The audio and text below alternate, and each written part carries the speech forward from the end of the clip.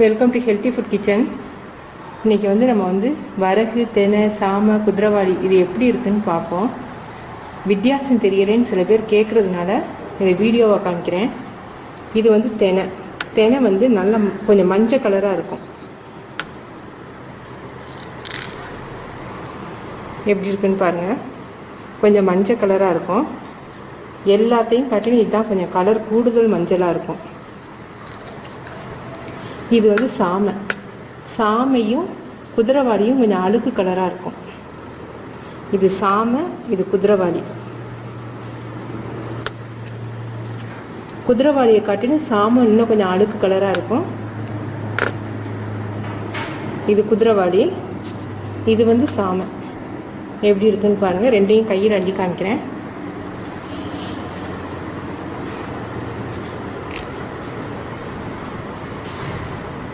இது சாமை,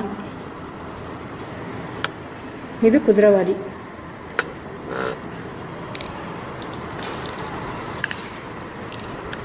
இது வரகு. வரகு கொஞ்சம் சைஸ் கொஞ்சம் பெரிய சைஸாக இருக்கும். மற்ற சாமை, குதிரைவாளி, தினையை காட்டிலும் கொஞ்சம் கடுகு அளவில் பெருசாக இருக்கும். வரகு சுகர் பேஷண்ட்டுக்கு ஒரு வரப்பிரசாதம்னே சொல்லலாம். மத்தியானம் சாதம் வடித்து அவங்க ரைஸ்க்கு பதிலாக இதை யூஸ் பண்ணிக்கலாம். தெனை கண்ணுக்கு நல்லது. டிஃப்ரென்ஸ் தெரியணுங்கிறதுக்காக நான் எல்லாத்துலேயும் நேம் எழுதி வச்சுருக்கேன். வரகு கல்லீரலில் இருக்கக்கூடிய பித்த நீரை வெளியேற்றோம். அதிகமாக ஆல்கஹால் சாப்பிட்றவங்களுக்கு உடல் வெயிட் கூடும் இல்லையா, அந்த உடல் வெயிட்டையும் குறைக்கும். சாமை குடல் புண்ணுக்கும் உணவு குழாயில் ஏற்படக்கூடிய புண்ணுக்கும் சாமை நல்லது. அதே மாதிரி வாதம், பித்தம், கபம் மூணையும் அது கண்ட்ரோல் பண்ணும். தெனை வயசானவங்களுக்கு அந்த மூட்டு வலி இருக்கு இல்லையா, அந்த மூட்டு வலிக்கு நல்ல குணமாக்கக்கூடிய ஒரு மருந்து.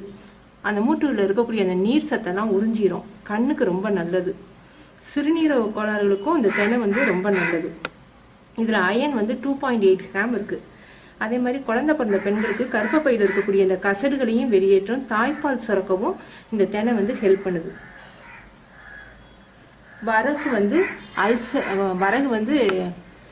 வரகு ஸ்கின் அலர்ஜி இருக்கிறவங்க யூஸ் பண்ணக்கூடாது. தெனை கண்ணுக்கு ரொம்ப நல்லது.